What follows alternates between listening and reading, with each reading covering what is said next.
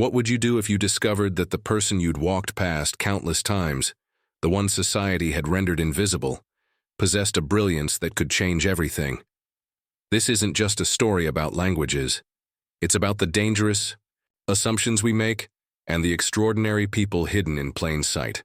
Meet Marcus Williams, a 34-year-old black man who, for 3 years, quietly mopped floors and emptied trash cans at Global Tech Solutions, one of America's fastest-growing international consulting firms.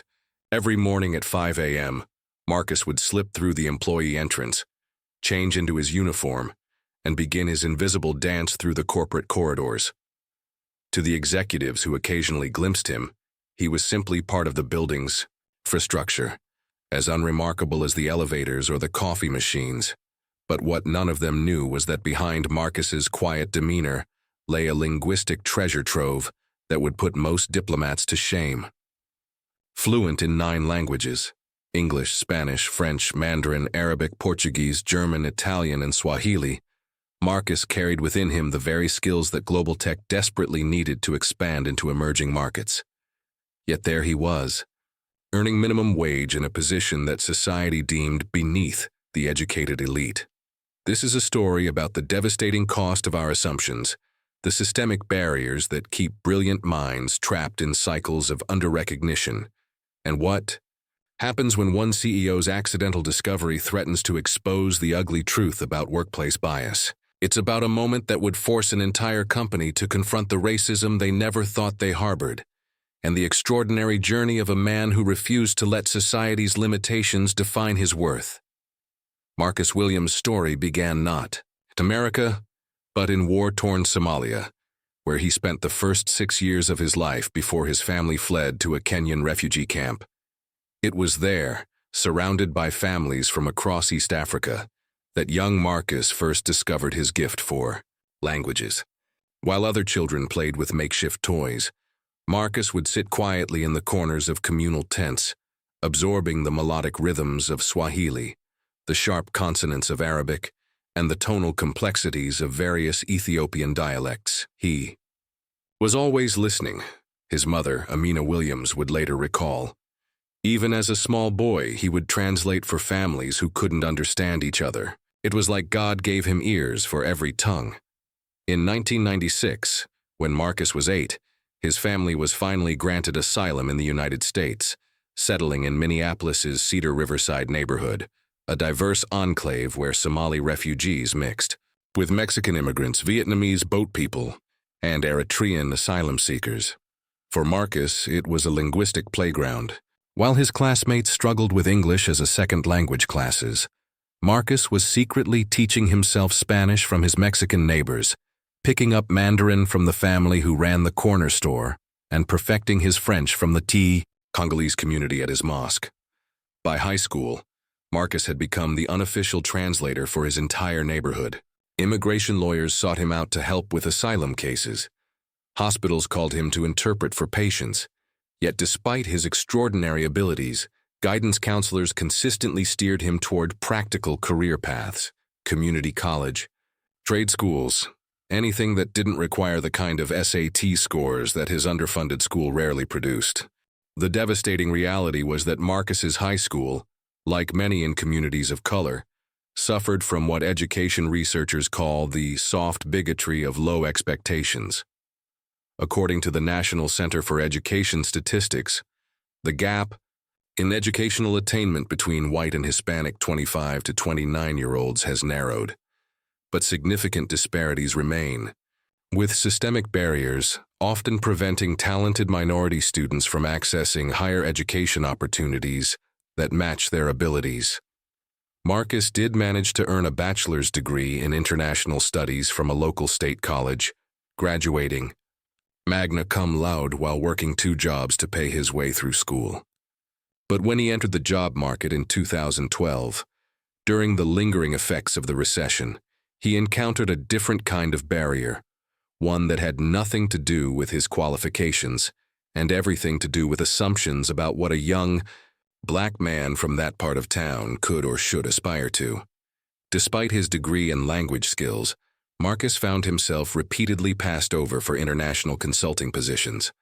Hiring managers would praise his resume and phone interviews, but their enthusiasm would visibly cool during in-person meetings. He was told he wasn't quite the right fit for client-facing roles, that his background might not resonate with our international partners, and that perhaps he should consider starting in a more entry-level position to gain experience.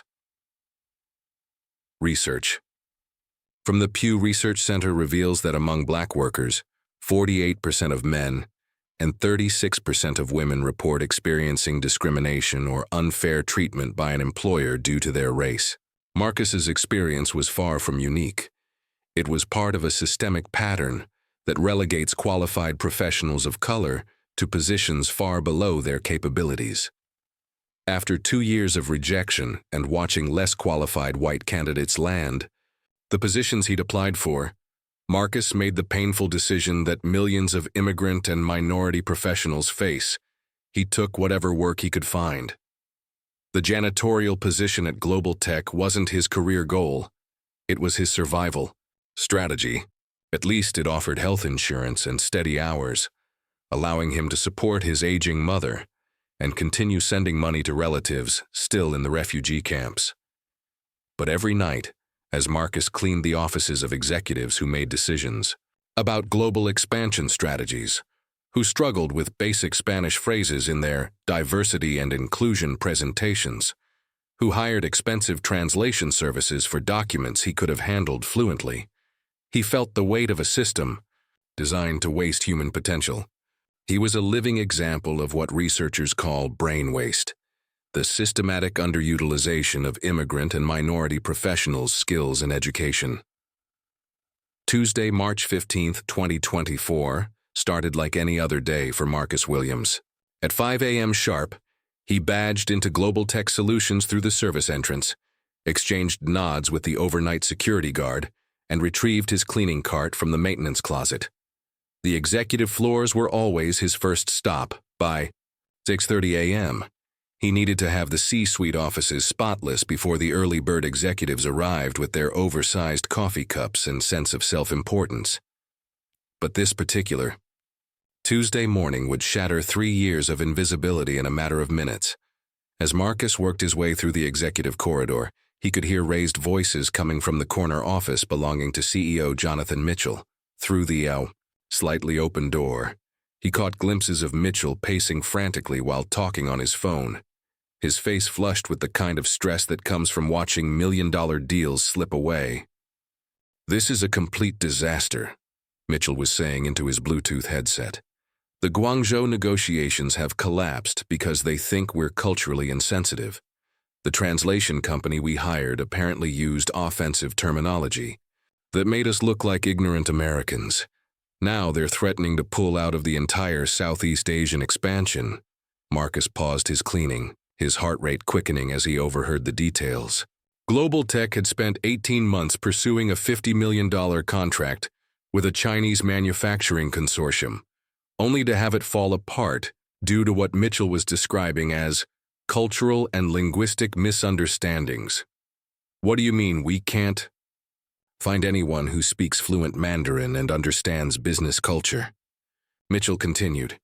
"This is supposed to be an international company. How did we get this far without proper linguistic support?" As Marcus listened, he realized that the documents scattered across Mitchell's desk were the same ones he'd seen. The translation service working on proposals, cultural briefings, and contract negotiations that contained elementary mistakes any fluent Mandarin speaker would have caught. The irony was so thick it was suffocating. Here was a company desperately needing exactly the skills Marcus possessed, while he remained invisible to them, relegated to emptying their trash cans. But the conversation took an even more troubling turn as Mitchell's frustration boiled over. "I don't understand how this happened," Mitchell said to whoever was on the other end of the call.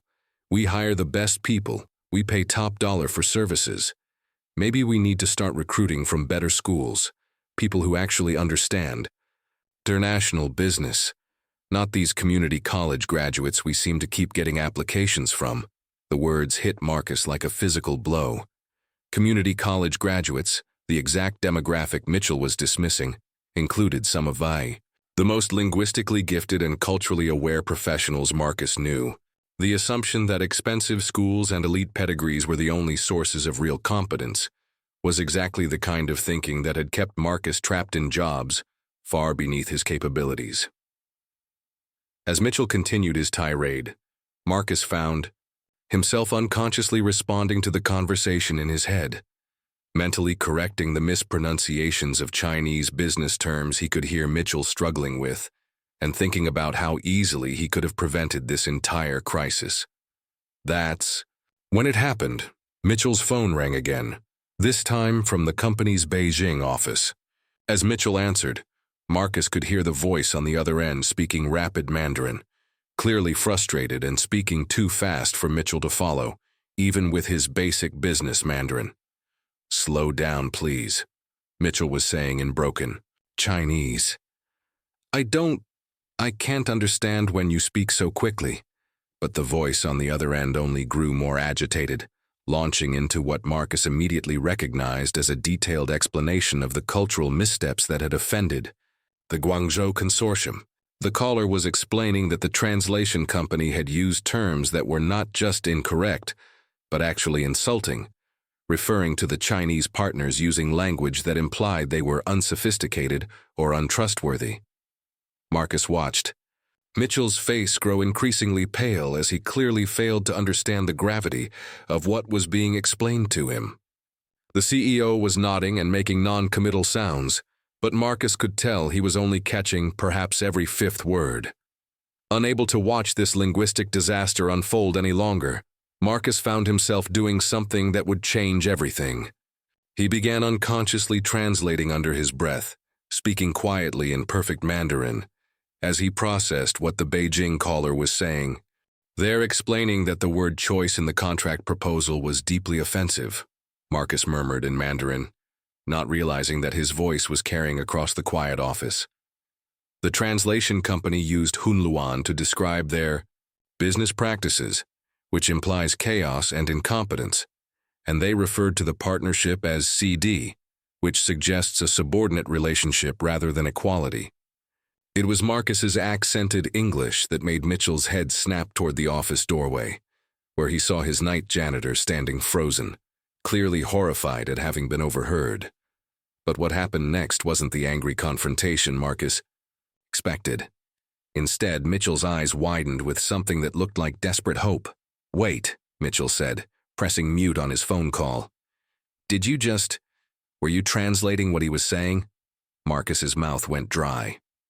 3 years of carefully maintained invisibility had just evaporated. He nodded slowly, bracing himself for the inevitable dismissal that would come from overstepping his bounds. But Mitchell's next words shocked him. "Do you speak Mandarin? Actually speak it?" "Yes, sir," Marcus replied quietly.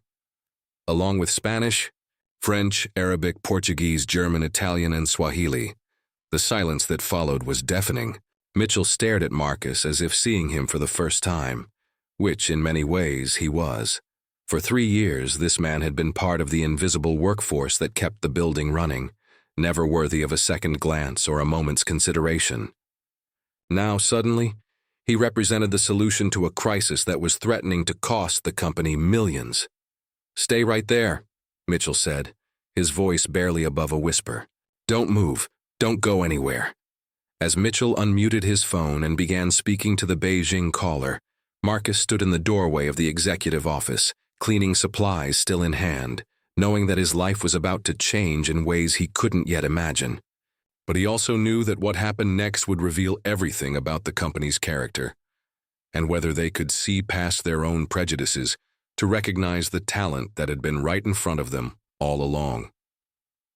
The conversation that followed would expose not just global tech's linguistic crisis, but the deeper crisis of bias and wasted potential that pervaded corporate America. The immediate aftermath of Marcus's linguistic revelation sent shockwaves through global tech's executive leadership, but not in the way he had hoped. What followed was a masterclass in institutional racism disguised as corporate protocol, a systematic attempt to minimize, question, and ultimately control the very talent they desperately needed. Within hours of Mitchell's discovery, Marcus found himself in an unprecedented situation, summoned to a hastily arranged meeting with Human Resources Director Linda Hartwell, a woman whose 20-year career had been built on managing personnel issues with surgical precision. Sitting across from Marcus in a sterile conference room, Hartwell's smile was as thin as her patience. "Marcus, we're certainly surprised by this development," she began, her tone suggesting that surprises were inherently problematic. "Before we can consider any changes to your current position, we'll need to verify these linguistic claims through proper channels." The word claims hung in the air like an accusation. According to research from St. Louis University Law Journal, janitorial workers, particularly those who are Latinx, immigrant, or Black, face systematic skepticism about their qualifications and capabilities, with employers often requiring excessive verification that wouldn't be demanded of white-collar workers. "Of course," Marcus replied, though the requirement stung. His degree, his proven track record of community translation work, his obvious fluency, none of it seemed sufficient to overcome the fundamental disbelief that someone in his position could possess the skills they needed. But the verification process quickly revealed itself as something more insidious than simple due diligence. Rather than engaging reputable language testing services, Global Tech insisted on internal evaluation by their existing international consultants, the same team whose linguistic inadequacies had created the crisis Marcus could solve. Senior Vice President of International Relations, Patricia Winters, a Harvard MBA with basic conversational skills in French and Spanish, took it upon herself to assess Marcus's abilities. The irony was lost on no one except the executives themselves. A woman who struggled with the subjunctive mood in Spanish was evaluating the fluency of someone who could conduct business negotiations in 9 languages.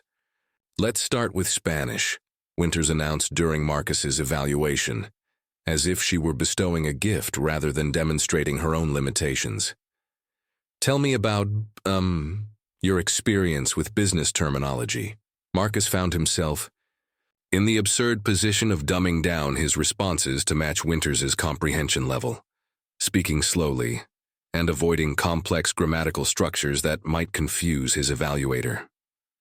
When he attempted to demonstrate his Arabic by discussing Middle Eastern business customs, Winters stopped him mid-sentence. "That's fine, but we don't really need Arabic right now," she said dismissively, apparently unaware that Global Tech had been pursuing contracts in the UAE for 2 years. "Let's focus on the languages we actually use." The institutional resistance wasn't limited to questioning Marcus's capabilities. It extended to a systematic undervaluing of those capabilities. When CEO Mitchell proposed promoting Marcus to a linguistic consultant role, the executive team's response revealed the depth of their biases. "We can't just promote someone from janitorial to executive level," CFO Robert Davidson argued during a closed-door meeting Marcus would later learn. "What kind of message does that send to our other employees? To our clients, we have standards to maintain." The standards Davidson referenced had nothing to do with competence and everything to do with preserving the illusion that elite positions required elite pedigrees. Statistics from the Equal Employment Opportunity Commission show that in fiscal year 2024, the agency received 88,531 new charges of discrimination, reflecting a 9% increase from the previous year, evidence that workplace bias remains a pervasive problem. Meanwhile, the Chinese negotiations continued to deteriorate. The Beijing office had given Global Tech a 48-hour ultimatum: demonstrate genuine cultural understanding and linguistic competence, or watch their $50 million deal disappear. Yet even facing this deadline, the executive team spent more time debating whether Marcus could be trusted than actually utilizing his skills. The resistance took on increasingly petty forms. When Marcus was finally allowed to draft a formal apology letter to the Chinese consortium, the text had to be reviewed by 3 different departments, each suggesting changes that demonstrated their fundamental misunderstanding of Chinese business culture. Legal wanted to insert disclaimers that would be seen as defensive, Marketing wanted to add promotional language that would seem desperate. Human resources wanted to include diversity statements that would appear performative. They're sabotaging their own solution, Marcus confided to his mother one evening, exhaustion evident in his voice. They need what I can do, but they can't accept who I am. The psychological toll of being simultaneously essential and invisible was devastating. Marcus found himself in the surreal position of saving a company that couldn't see past its own prejudices long enough to properly value his contributions. Colleagues who had ignored him for 3 years now approached him with a mixture of curiosity and resentment, asking invasive questions about his background while making it clear they believed his promotion was undeserved. "How did you learn all those languages?" became the most frequent question, asked with barely concealed suspicion, as if Marcus's multilingual abilities were somehow fraudulent or acquired through illegitimate means. The assumption that a black man from an immigrant family couldn't possibly have intellectual gifts without some hidden advantage revealed more about the questioners than the questioned. The most painful resistance came from the very people Marcus was trying to help. International consultants who had been flailing with basic translation tasks suddenly became experts on cultural nuance when Marcus's solutions were presented. They questioned his interpretations, second-guessed his cultural insights, and insisted on adding their own improvements to documents they couldn't read without assistance. But Marcus's biggest struggle wasn't with the institutional resistance. It was with his own growing awareness of how much talent was being wasted throughout the company and across corporate America. How many other brilliant minds were hidden in plain sight, dismissed because they didn't fit society's narrow definition of what competence looked like. The breaking point came at 3:47 p.m. on Thursday, March 17th, exactly 48 hours after the Beijing ultimatum.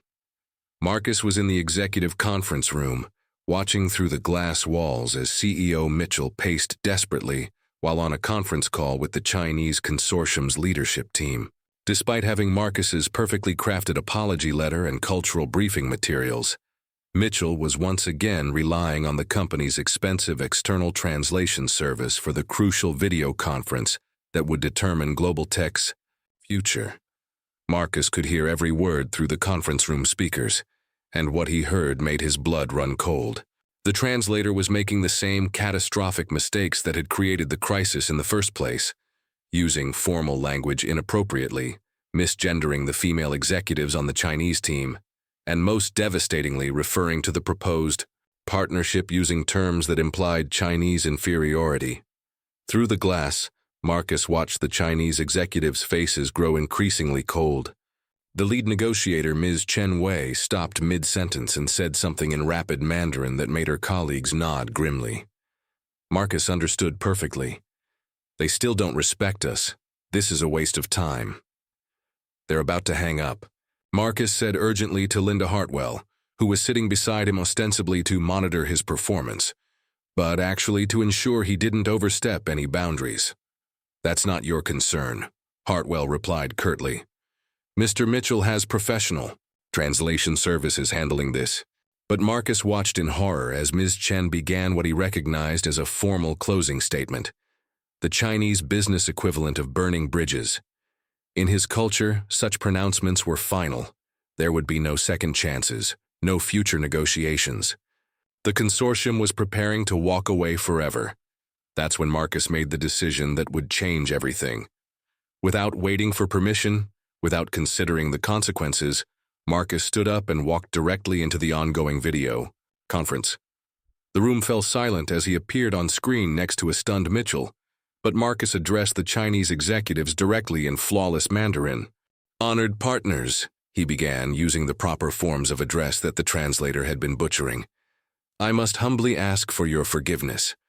Our previous communications have failed to convey the deep respect and genuine partnership Global Tech wishes to offer." The effect was immediate and electric. Ms. Chen's eyebrows rose in surprise, and she responded in rapid Mandarin, clearly testing Marcus's fluency. What followed was a 5-minute exchange that no one else in the room could understand. but which Marcus later described as the most important conversation of his career. Ms. Chen was direct. "Who are you? And why should we believe this company respects our culture when they've spent 2 weeks insulting us?" Marcus's response was equally direct. "I am someone who understands that true partnership requires more than contracts. It requires genuine cultural respect and mutual understanding. Global Tech has made mistakes, but we have the capacity to learn and grow. I am here as proof of that commitment." What happened next shocked everyone in the room. Ms. Chen smiled, the first genuine smile anyone from Global Tech had seen from the Chinese delegation in weeks. "Your Mandarin is excellent," she said in English, switching languages to include the rest of the room in the conversation. "More importantly, you understand our perspective. Are you authorized to negotiate on behalf of Global Tech?" The question hung in the air like a challenge. Every eye in the room turned to Mitchell, who faced a choice that would define his company's future and his own character. He could maintain the status quo, continue relying on expensive external services while ignoring the talent literally standing beside him. Or he could acknowledge what was obvious to everyone. Marcus was the solution they'd been desperately seeking. "Yes," Mitchell said finally, his voice stronger than anyone expected. "Marcus Williams is absolutely authorized to negotiate on our behalf. In fact, as of right now, he's our new Director of International Cultural Relations." The promotion was announced in real time, in front of a room full of executives who had spent days questioning whether Marcus deserved any recognition at all. But the Chinese executive's response made it clear that Mitchell had made the right choice. Ms. Chen leaned forward with evident interest. "Mr. Williams," she said, "perhaps we should start over. Can you explain to us what Global Tech truly envisions for this partnership?" What followed was a 40-minute negotiation conducted primarily in Mandarin, with Marcus seamlessly translating key points for the Global Tech team, while simultaneously managing the cultural nuances that had previously been destroying their credibility. He navigated sensitive topics around intellectual property, discussed regional expansion strategies, and most importantly, demonstrated the kind of cultural intelligence that transforms business transactions into genuine partnerships. By the end of the call, not only had the Chinese consortium agreed to continue negotiations, but they had actually expanded the scope of their proposed partnership, impressed by Global Tech's apparent commitment to cultural competence and respectful collaboration. As the video call ended and the Chinese executives signed off with warm smiles and promises to continue discussions, the conference room erupted in a mixture of celebration and stunned silence. The transformation at Global Tech Solutions in the months following Marcus Williams's promotion was nothing short of revolutionary, but it wasn't without its challenges. The immediate success of the Chinese negotiations, which ultimately resulted in a $65 million contract, 30% larger than originally projected, sent shockwaves through the company's hierarchy and forced a reckoning that many executives weren't prepared for. Within 60 days of his promotion to Director of International Cultural Relations, Marcus had saved the company an estimated $2.3 million in translation and consulting fees, while securing 3 additional international contracts that had been stalled due to cultural misunderstandings. His success with the Chinese consortium opened doors in Brazil, Germany, and the UAE, markets where Global Tech's previous attempts at expansion had failed spectacularly. But perhaps more importantly, Marcus's elevation exposed the systemic biases that had been hiding in plain sight throughout the organization. As research from the American Progress Organization shows, in fiscal year 2024, the EEOC won nearly $700 million for victims of employment discrimination, money that went to workers whose employers had failed to recognize and value their contributions. The changes Marcus implemented went far beyond individual success. He created Global Tech's first comprehensive cultural competency program, established partnerships with immigrant professional organizations, and most significantly, instituted a company-wide talent audit designed to identify and develop underutilized skills among existing employees. The results were remarkable. Maria Santos, a night security guard, was discovered to have an MBA from her native Colombia and extensive experience in logistics management. Within 6 months, she was promoted to Regional Operations Coordinator. James Okafor, who had been working in the mailroom while his engineering credentials from Nigeria were under review, became the company's new head of technical innovations for emerging markets. Marcus didn't just change his own trajectory, CEO Mitchell reflected during a company-wide meeting celebrating Global Tech's record-breaking year. He forced us to confront how much talent we were wasting, how many brilliant minds we were overlooking, because we were too arrogant to look beyond our own assumptions. The ripple effects extended beyond Global Tech's walls. Marcus's story, shared through business journals and speaking engagements, inspired other companies to examine their own practices. According to Pew Research Center data, 48% of Black male workers report experiencing workplace discrimination, highlighting the widespread nature of the problems Marcus's story brought to light. But perhaps the most meaningful change was personal. Marcus established the Williams Language and Cultural Exchange, a nonprofit organization that connects multilingual professionals with companies seeking cultural competency. The program has placed over 200 immigrant and minority professionals in positions that match their qualifications, saving companies millions while transforming lives. Every person has gifts, Marcus said during his TEDx talk titled The Languages of Success, which has been viewed over 2 million times. The question isn't whether talent exists, it's whether we're humble enough to recognize it when it doesn't. Look like what we expected. Ms. Chen Wei, the Chinese executive whose near departure had triggered Marcus's moment of truth, became one of Global Tech's strongest advocates and partners. She frequently speaks about the importance of authentic cultural competence in international business, often crediting Marcus with transforming her perception of American companies. Mr. Williams showed us that Global Tech was serious about partnership, not just profit, she explained during a business conference in Shanghai. His respect for our culture, his genuine understanding of our values, this is what real international business should look like. The financial impact of Marcus's contributions has been staggering. In his first year as Director of International Cultural Relations, he directly contributed to $180 million in new business, while reducing cultural consulting costs by 85%. But more importantly, he transformed Global Tech's reputation from a culturally tone-deaf American company to a global leader in inclusive international business practices. Today, Marcus serves as Senior Vice President of Global Cultural Strategy, overseeing a team of 30 cultural and linguistic specialists. His office, the same corner office where he once emptied trash cans, is now a hub of international activity, where business calls are conducted in a dozen languages, and cultural sensitivity isn't an afterthought, but a cornerstone of every decision. Marcus Williams' journey from invisible janitor to international business leader isn't just an inspiring individual success story. It's a powerful indictment of the systemic biases that prevent organizations from recognizing the extraordinary talents hiding in plain sight. His story forces us to confront uncomfortable truths about assumptions, privilege, and the devastating cost of prejudice. The research is clear. According to the National Equity Atlas, gaps in educational attainment between white students and students of color are largely driven by disparities in school poverty rates and systemic barriers.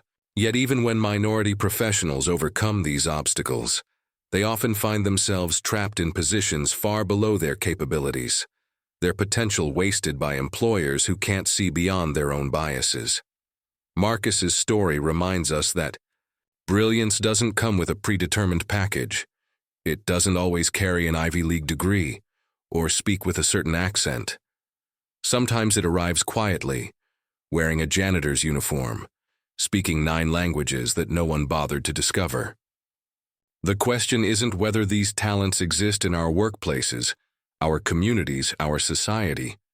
It's whether we have the wisdom and humility to recognize them. Every day, in offices across America, there are Marcus Williamses mopping floors, answering phones and performing tasks far beneath their capabilities. They are immigrants with advanced degrees working as drivers, women with technical expertise stuck in administrative roles, and people of color whose voices are consistently overlooked in favor of less qualified but more familiar faces.